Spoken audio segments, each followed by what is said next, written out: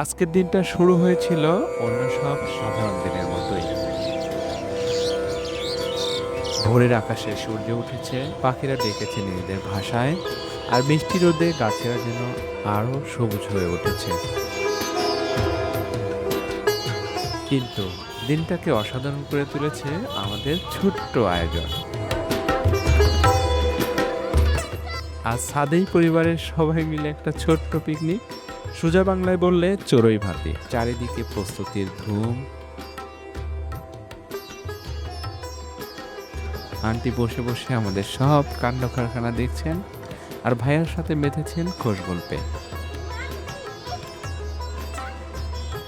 শুরুতেই বসানো হলো ধোঁয়া ওঠা খিচুড়ি।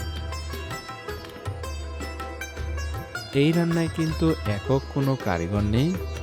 কখনো আমি, কখনো তিনি, আবার কখনো ভাবি, সবার হাতের ছোঁয়ায় তৈরি হচ্ছে এই খিচুড়ি।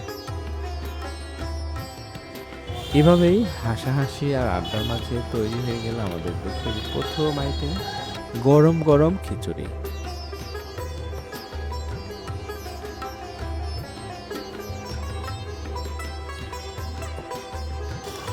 এবার আসল খেলা।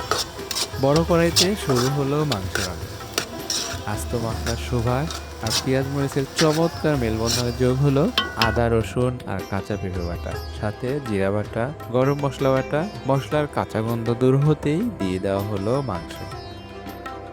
এবার হলুদ গুঁড়ো, লাল মরিচের গুঁড়ো, ধনে গুঁড়ো দিয়ে শুরু হলো দীর্ঘ কষানোর পালা। যত বেশি কষানো তত বেশি স্বাদ। যেহেতু মহিষের মাংস, তাই একটু সময় তো লাগবেই।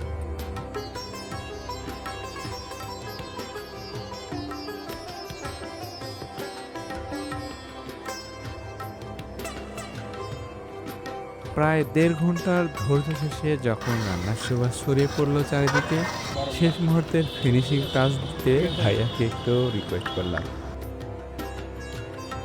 বলেই ফেললাম, আপনার হাতের জাদুতে মাংসের স্বাদ কিন্তু দ্বিগুণ হয়ে যাবে। কিন্তু রান্নার চেয়ে কঠিন কাজ কোনটি জানেন?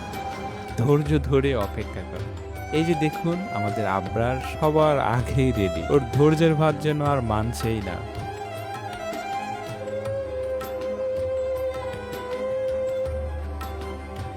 অবশেষে সেই মহেন্দ্রক্ষণ বেড়ে দেওয়ার দায়িত্বটা আমার উপরই পড়ল।